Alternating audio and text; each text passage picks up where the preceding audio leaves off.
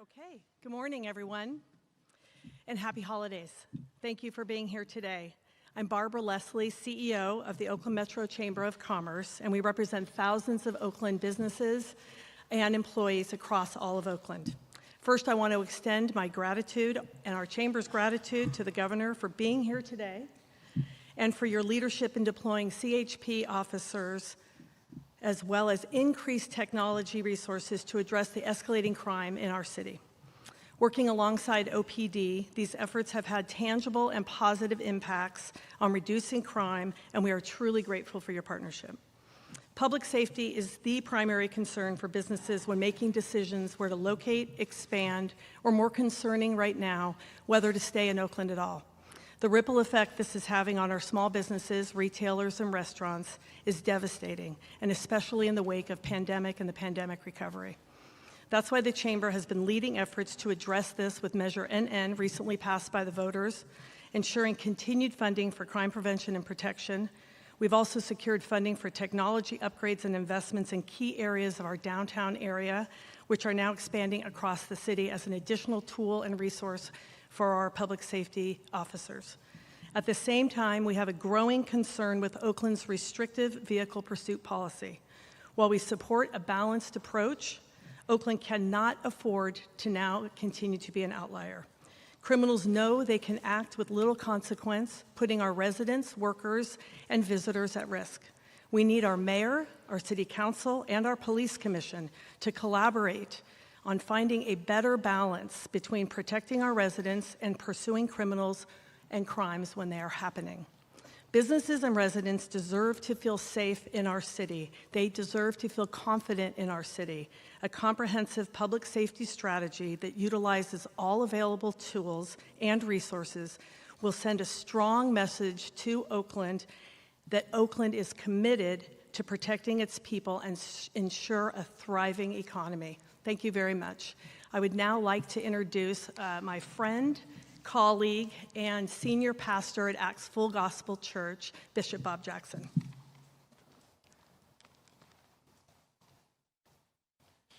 Thank you very much. Thank you. I'm here today to support the efforts that our governor is trying to do in the city of Oakland. And we want to thank the governor for an outstanding job and the California Highway Patrol for coming into our aid, because he's one of the only persons that seem to really care about our city. And we're really thankful to the governor and to the California Highway Patrol for doing a wonderful, wonderful job, and we can't thank them enough. There is some changes that we're looking forward to as far as the leadership in the city of Oakland. We know we've had a trying time with that.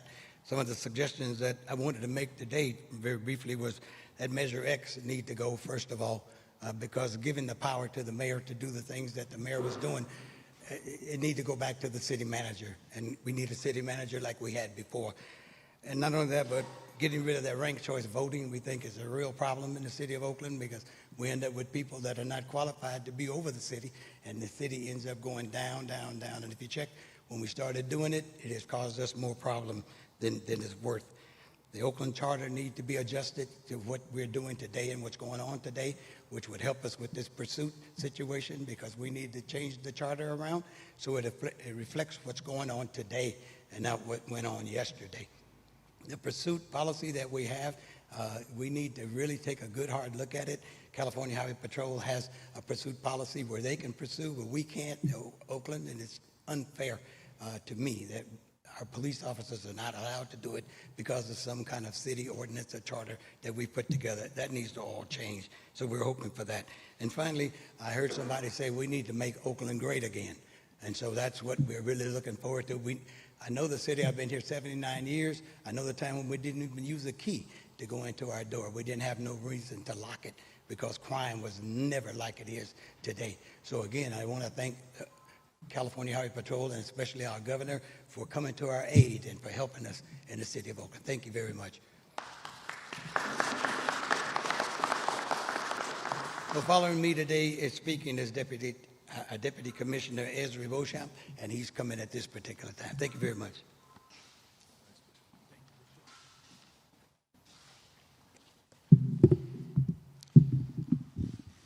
Thank you very much, Bishop Jackson. It's an honor and a privilege to be here today, standing side by side with our CHP officers, the governor, and community leaders. And the CHP recognizes that we have a great responsibility as the California State Police to assist our sheriff's departments and our police departments in combating crime here in California. And it's a responsibility that we take very seriously. Today, I would like to discuss some of the ways that we've been doing this throughout communities in California.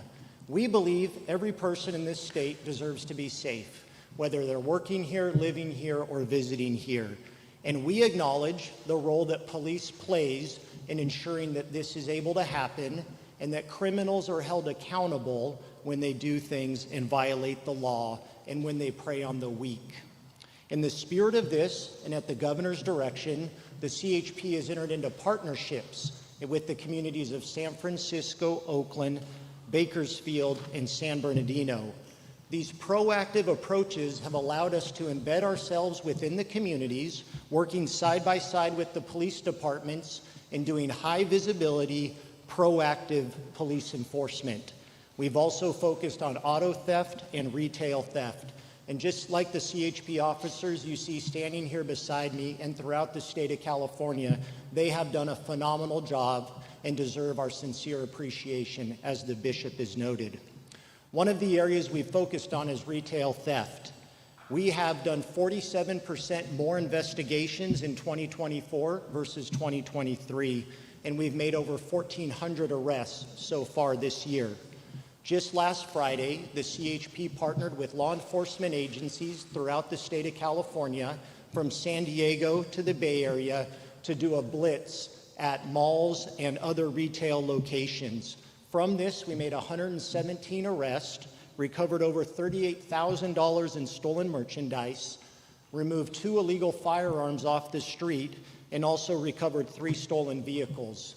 One of the cases I would like to point out that has the role that the CHP can play as a statewide agency is we arrested an individual who had stolen $660 worth of goods at Sephora in Walnut Creek, and through our investigation, we're able to tie them and an accomplice to retail theft that had taken place in Manteca and Turlock. The other area I'd like to focus on is how we're using technology that's ever evolving to combat crime here in California. We were able to, with the governor's support, in record time, install 480 flock cameras on state right-of-way and in the city of Oakland in only a 9-month period.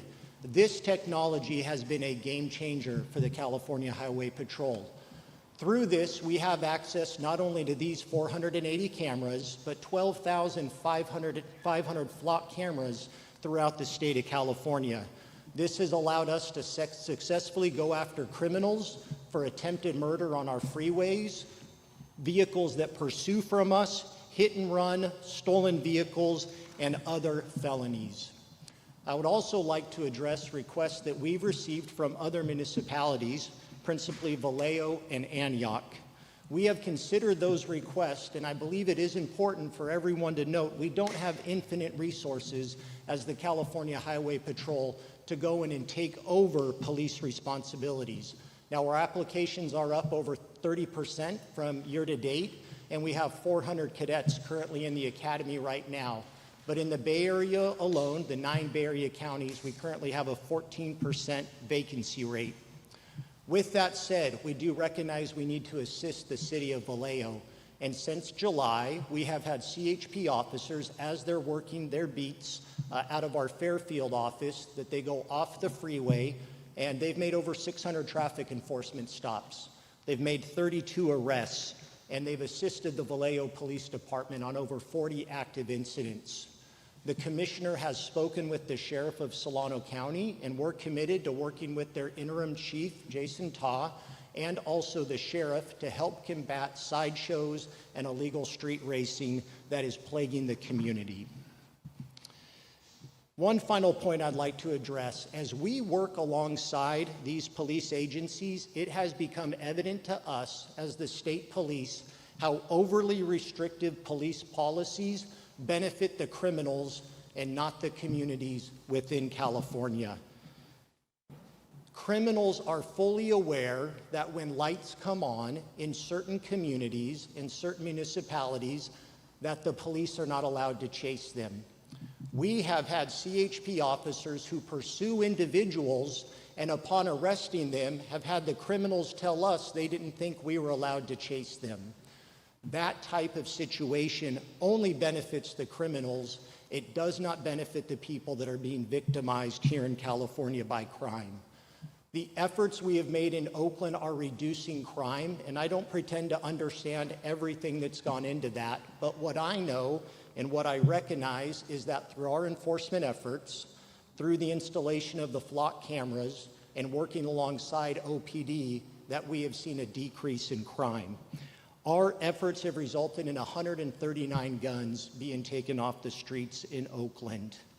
And we need to recognize when police can't stop individuals for committing crime, that those criminals get away with more and more crime.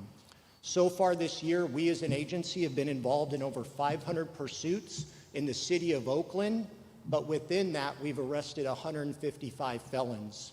If those agencies had gone after those individuals, they wouldn't have been captured, and we'd have 155 more felons out on the street victimizing their community.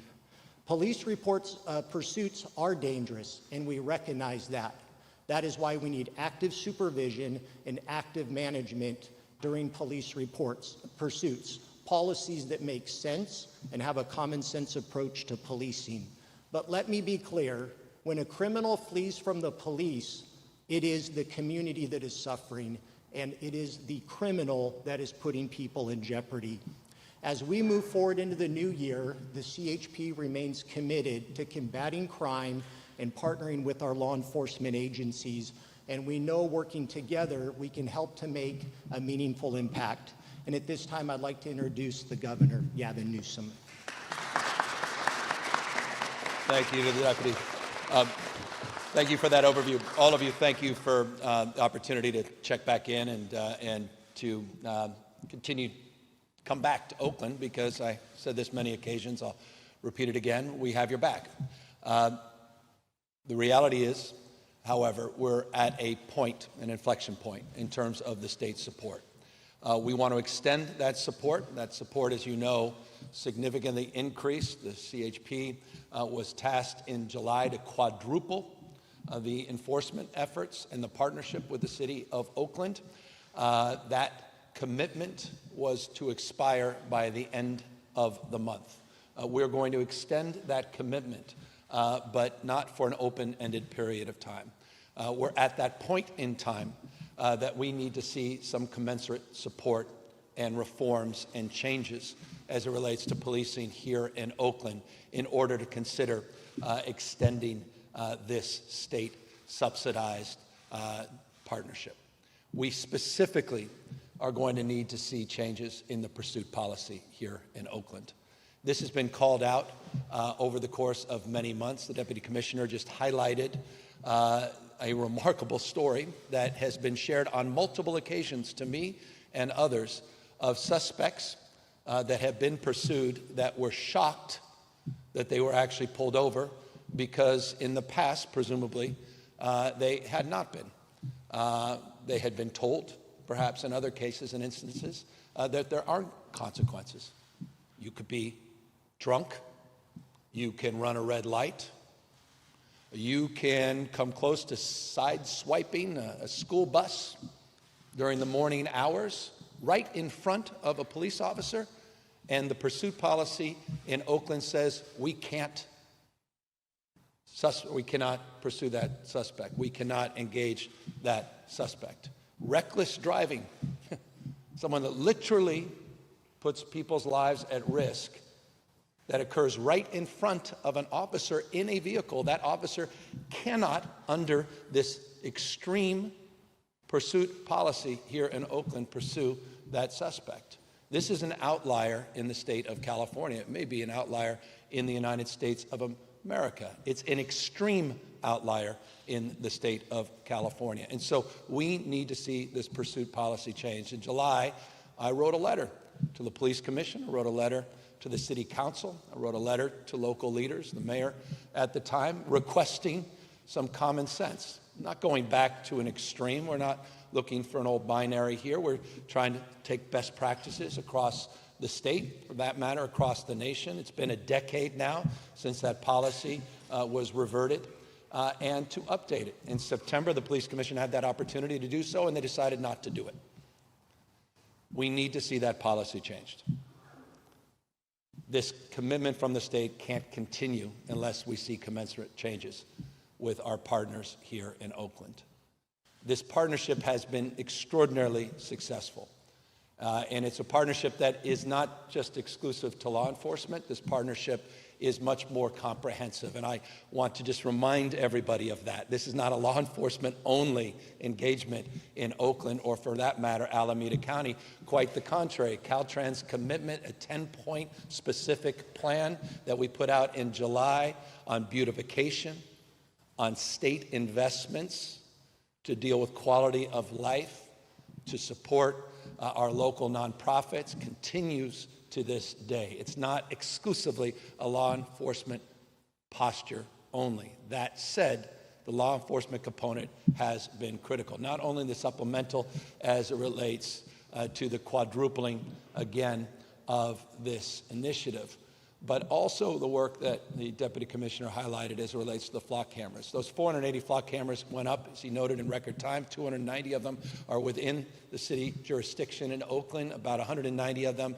on state right-of-ways adjacent to the city of Oakland. You've already seen the benefits of those cameras. And you've also seen the protocols that are in place as it relates to concerns around privacy and how those cameras are utilized as it relates to aiding and supporting law enforcement. But we also saw what the voters expressed in pretty clear terms. They want change. They're demanding change. There's no longer an Alameda County district attorney. There's no longer a mayor. There's an interim mayor here in Oakland. The voters have spoken. And we need to see the change that the people of Oakland, and for that matter, folks here in Alameda County, deserve. And we are prepared to continue to support those efforts, but we need to see commensurate reforms locally. I want to thank President Adams, who's here, the NAACP, for their extraordinary clarity and support of these efforts, for calling us all out, for calling us to a higher level of commitment, to the bishop for doing the same, demanding more of the state, demanding more of all of us in advancing this partnership. I also want to call out two council members that are here, Houston and Jenkins. Thank you for being here. Thank you for stepping up. Thank you for having our backs. Thank you for having backed this partnership for some time. And thank you for your commitment and resolve to see what you too can do to help advance this broader effort and need and desire to see the kind of change that all of us are expecting here in Oakland. Proud of this city. I grew up a stone's throw away. When I was mayor of San Francisco, we looked across the bay at envy at Oakland. We used to call it the Brooklyn of the Bay, and that was a deep compliment. The number of businesses that were coming to downtown Oakland, the revitalization of the neighborhoods, the restaurants, the culture, the artistic expression. And this is a spectacular city. It remains a spectacular city, but it's lost its way a little bit. It's lost a little bit of confidence. But we can revise that. That sense of spirit and pride is all about community, and that's why I'm here, to sort of reinvigorate that sense of optimism and possibility back into Oakland. But it starts foundationally with public safety. It's at a tipping point. We were just talking, Barbara made the point, how many businesses are today deciding what to do tomorrow, next quarter, next year? Are they going to renew their leases? They need to see change now. They need to see demonstrable resolve, and they need to see this partnership advanced. But in return, that partnership requires that local change and local support. So that's why we're here, with gratitude and appreciation for the progress to date. And I'll just close with deeper gratitude and appreciation for the men and women in uniform, to the California Highway Patrol, on behalf of Commissioner Deary, on behalf of our Deputy Commissioner.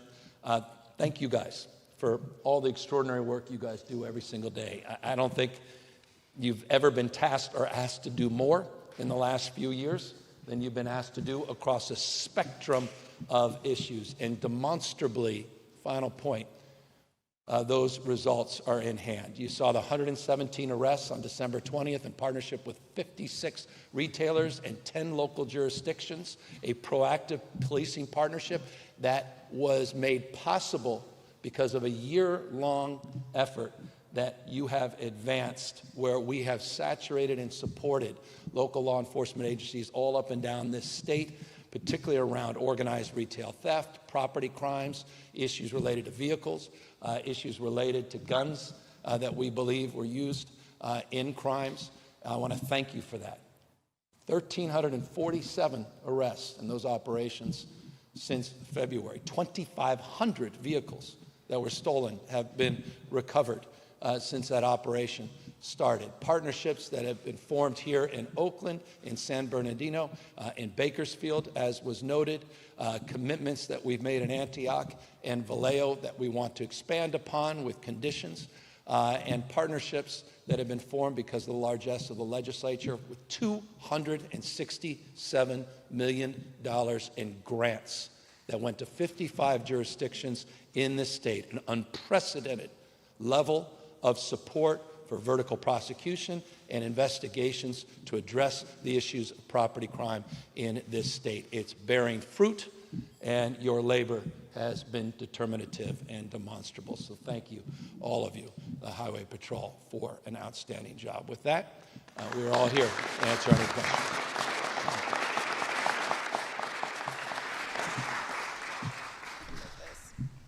Hi, Governor. Monica Madden, ABC 7 News. Thanks for having us. Today, San Francisco District Attorney Brooke Jenkins just announced the first person charged with retail theft charges under Prop 36 because of the 2 prior convictions. Do you know if there have been any arrests within the last month by the task force that are now enabled under Prop 36, and do you still feel the same since you did not endorse that earlier this year? Well, I don't know the details of a local DA's charging of a specific case. But I do know this, that the legislature advanced 12 specific bills. Prop 36 never included organized retail theft, never addressed that issue, never addressed the issue of vehicle crimes, never addressed the issue of multi-jurisdictional prosecutions. It primarily addressed the issue of nonviolent drug possession. As it relates to the 12 bills that were advanced in the legislature, as you know, they'll go in effect in January. As it relates to Prop 36 in this specific instance, I'll leave it to the district attorney to talk more about why she decided to charge him. There also, this week in Alameda County, have been at least 5 different smash and grabs. I mean, what do we do to continue preventing those in addition to the retail theft ones that you've been touting? Rewind the tape. That's why we're here. That's the partnership that we're committing to continue to advance. It's the change the voters spoke loudly up as it relates to the 2 recalls in the region. Our commitments remain as it relates to supporting those complex cases in the Alameda County DA's office. We want to continue those partnerships with the state's Department of Justice. We want to continue to support supplementing the efforts here, but in return, we need to see subsequent reforms here in Oakland that specifically address your issue. And as it relates to the smash and grabs, again, outside the purview of Prop 36, important that this is part of the conversation for the public. Those are included specifically as it relates to the package of bills that the legislature advanced and I signed in August of this year, the vast majority of which go into effect on January 1st in the new year. Mr. Governor, a good morning. On to you on this Friday. It's Eitan Wallace here with Nexstar Media stations across California. First question is from our affiliate down in Bakersfield in Kern County, NBC KGET 17 and Telemundo Bakersfield. They just want to know overall, how are you feeling about the operations down there in Kern County with CHP? I know you mentioned that a little bit. How is it going in Bakersfield? Well, it's going very well, again, in the spirit of collaboration and partnership. The mayor, Mayor Go, has been a great partner to us. The county has been very supportive, and Kern, the sheriff's office, local law enforcement have embraced and supported these operations. We consistently, I think we refer to as Takedown Tuesdays, update the public as it relates to the details of those efforts. And unsurprisingly in Bakersfield, as was mentioned, we just had a private meeting with folks. Many may be surprised. Bakersfield and Kern County consistently remain the most dangerous parts of our state. Last 5 or so, maybe 5 out of 6 years, within a margin, I believe I'm accurate, the murder capital of California. And so it's incredibly important that these partnerships succeed, and I'm very, very prideful of the local support we've received. Thank you so much. And this follow-up question, a little bit off topic. Just last time I saw you, well, one of the last times in Colusa County, I just asked you, based on your podcast, Politic, and I know you had said on that podcast that you had tried to reach out to President-elect Donald Trump, and that was unsuccessful. Any update there? Also, just a quick follow-up on the last time I also saw you. You had told me that you were thinking maybe the upcoming budget presentation in January might be a State of the State. Yeah. How is that coming? So sorry, two questions. I'm still thinking the same way. I think the viewership likely will be down this year if I do another 2-hour budget presentation. I'm not sure it was ever particularly high, the 2-hour budget presentation. So I thought I would perhaps do everybody a favor by collapsing them into one presentation, which I'm looking forward to doing in a week or so. As it relates to the president, we haven't had a chance to discuss, and we haven't had a chance to talk, forgive me, since his election to office.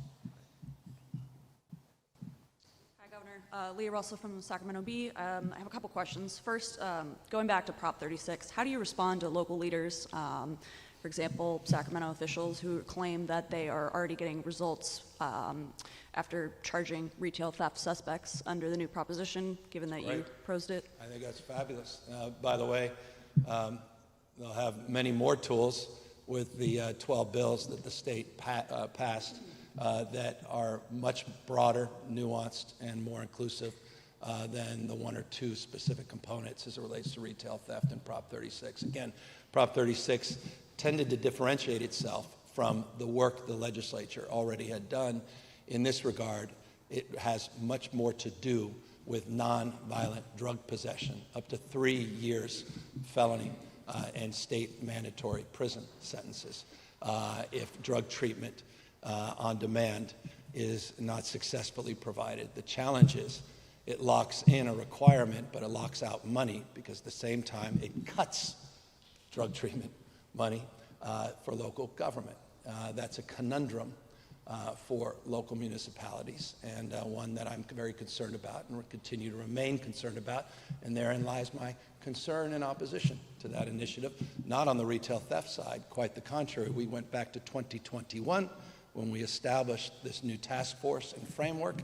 Hundreds of millions of dollars have invested in this space, and a much more comprehensive approach to addressing these issues in those package of bills. So I applaud any effort to address the issue of retail theft. I've been applauding that for years and years, and I'm very grateful to the work of the California Highway Patrol in particular of advancing those efforts.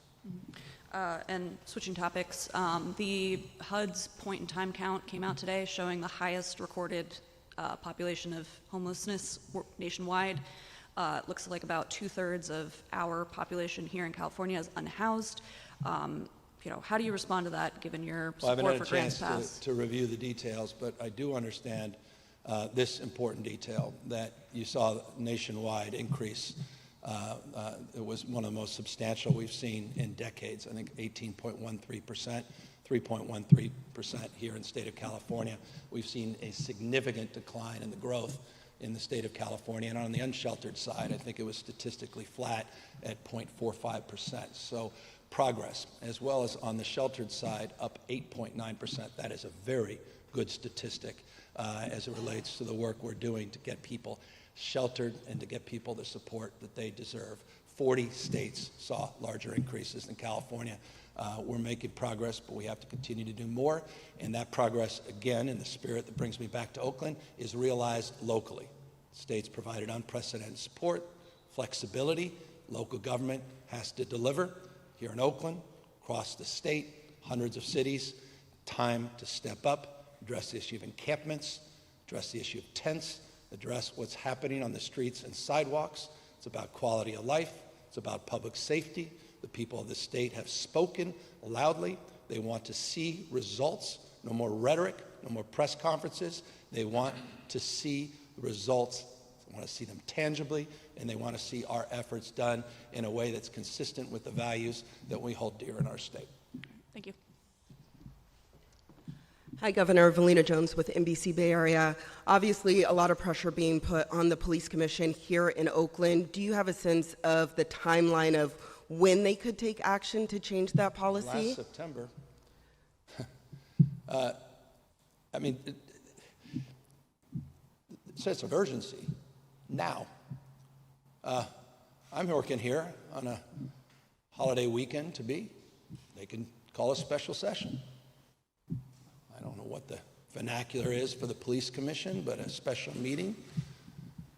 They can do so with urgency, with focus, conviction to address the issue at hand, the crisis at hand. I would expect and demand that they do of sorts, and the demand comes with this, not a closed fist, but an open hand of support, but that cannot continue in an open way it has in the past without expecting something in return. So I hope the police commission can move, and I may move, if I may, from this mic and ask two city council members that are here what their thoughts may be. This is called putting them on the spot.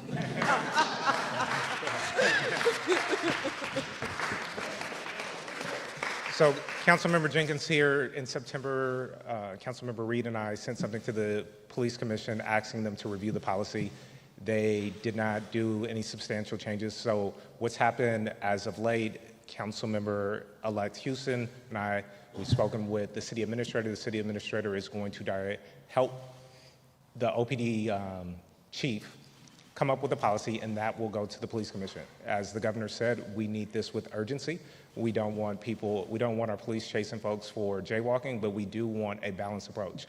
And with a new council coming on, 4 new council members, overwhelmingly, there is support for changing this policy in an urgent manner. Councilmember Ken Houston-elect, the governor has shown support. He had an open hand and a closed fist at the same time. We need change. Change is coming. Change is coming. We have the leadership of Gavin Jenkins, and we are going to support. We're going to ask the police commission, enough is enough. The governor said, Oaklanders have spoken. We have spoken. We want public safety. We want change. At the same time, we want embracement. I'm here. I'm not a politician, but I'm definitely going to take the leadership of Gavin Jenkins and the leadership of our great governor. He is a community partner. He is partners. He showed his dedication and urgency. It's urgency. Oakland deserves better. And then, Governor, I'll just follow up on that. If there is not urgency taken, what is your concern about the impacts that Oakland will see after we've had this huge reduction in crime? Well, look, I don't want to be threatening here. I care too much about this community, but things have to change, and so we're going to. What you just heard gives me confidence. What the voters did, I hope, gives everybody a little bit of backbone as well. To recognize the public's behind them if they pursue change. And this is one of many things we can be doing, and no one's naive here. And I appreciate, I'm a former mayor, I deeply understand bottom up, not top down, one size doesn't fit all, notion of cultural competency, investing in community building, investing in alternatives and opportunities and prevention, all of those things continue and need to continue, and we want to do what we can as a state to support them. At the same time, we've got to stop the bleeding. And that's what this is about. It's about a pattern interrupt. And we've been doing it. We've seen success. We want to continue to see that success, and we'll see more success with this policy change. I think it will be very, very impactful. Otherwise, we wouldn't be pursuing it. We wouldn't be demanding it. We wouldn't be calling for it. Thank you. Thank you. Hi, Sarah Ravani from the San Francisco Chronicle. I have two questions. One, a technical question, just how many CHP officers are operating in Oakland as part of the surge? Well, we always do estimates because we don't want to preview in detail, but our surges tend to run about 20 to 30 officers, plus or minus, depending on the unannounced surges. We've got a baseline of additional 14 on top of, again, existing support that's already provided with the CHP in Oakland. That's on top of that. We've got K-9 units, we've got investigative units on commercial, on retail, all of those, again, additional supplementary supports. My next question might be for Councilmember Jenkins and Houston, but if the Police Commission declines to take the chief's proposed policy into consideration, is there anything the council can do to compel them or to demand it, I guess? Yeah. So the Police Commission has 120 days once OPD has a new policy. If they don't take it up, it becomes the policy, whatever the chief had put in. If they disagree with the policy, then it's kicked up to council, and council will get to decide. Thank you.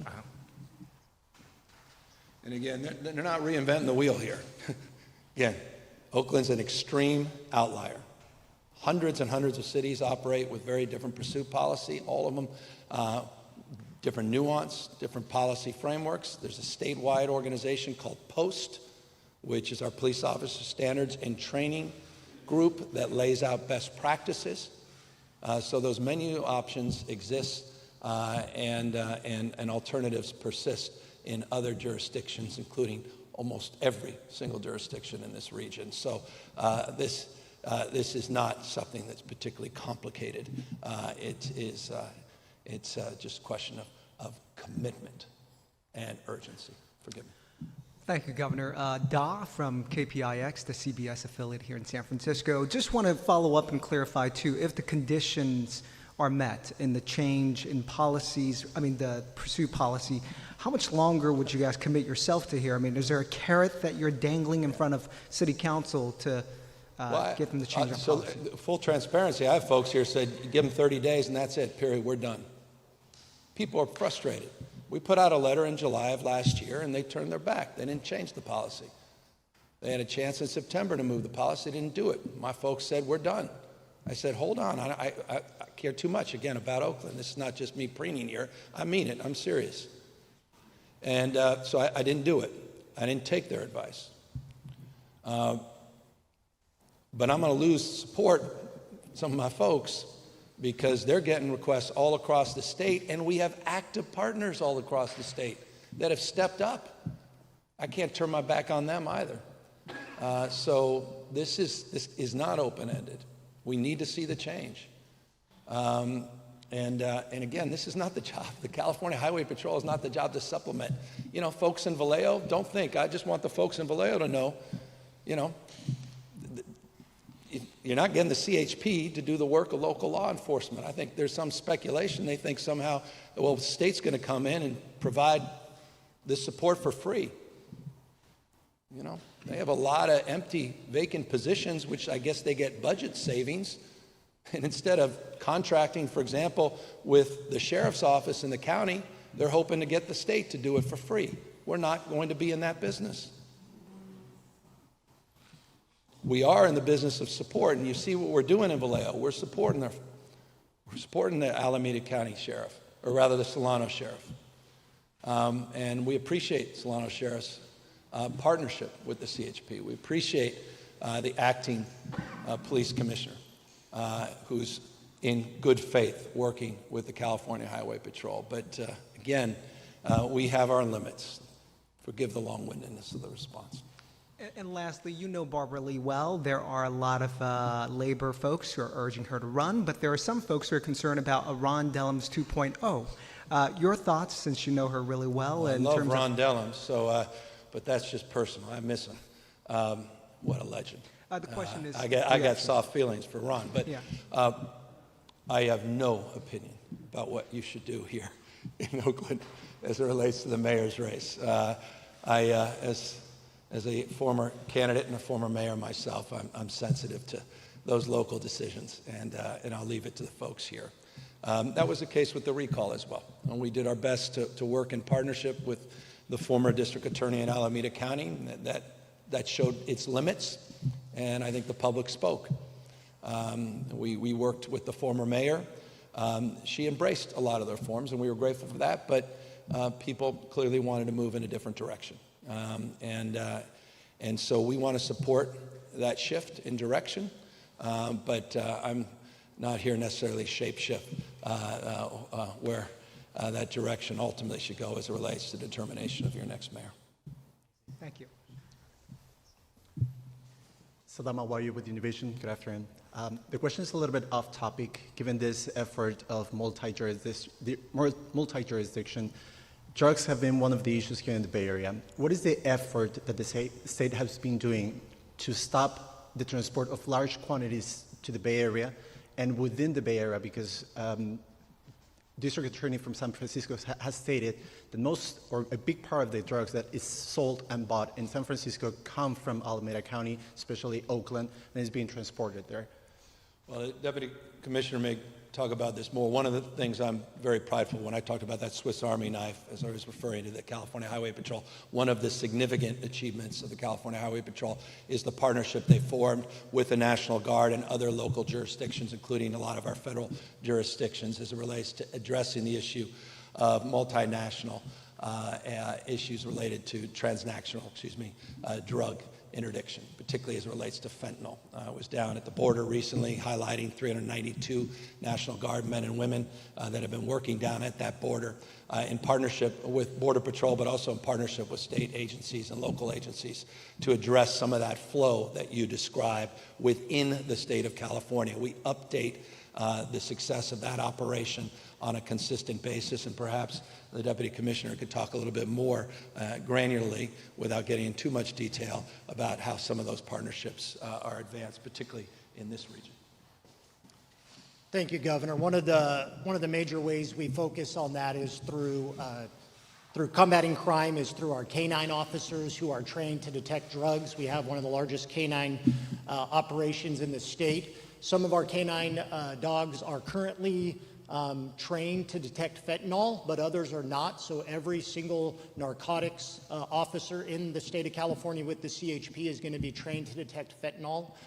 Additionally, with that, it's the intelligence gathering and sharing that happens up and down the state, and it's the training of our officers so that the road patrol officer is able to detect indications of not only drug use, but drug transportation. And additionally with that, we started a pilot program down in Southern California at the truck scales where large quantities of drugs come through, of having dogs at the scales for the detection of the large quantities that come through, not on any set time or any set schedule, because you don't want those who are involved in the transportation to be aware of when it may happen. And so working together, we feel that we can help to drive down that. And you see the work that has been done in San Francisco, kilos and kilos and kilos of fentanyl taken off the street because of proactive traffic enforcement, making traffic enforcement stops for mechanical violations, and then finding indications of drug transportation and drug use, hence then making our communities safer. And just maybe a point of interest to folks, this whole framework was initiated on this issue in San Francisco. The partnership with the CHP and the National Guard, our JAGs in particular, embedded with the district attorney, who has been a great partner in San Francisco in these efforts, was very successful as we launched this framework and this new task force within the region to address some of those flow issues. From that success came Oakland, as the second partner in what now is multi-partnerships up and down the state, as I noted, from San Bernardino, Bakersfield, and Oakland now included. Thank you. Well, with that, I just want to thank everybody and wish everybody a happy, safe, and new year, and we look forward to the reforms here in Oakland. Thank you all very much.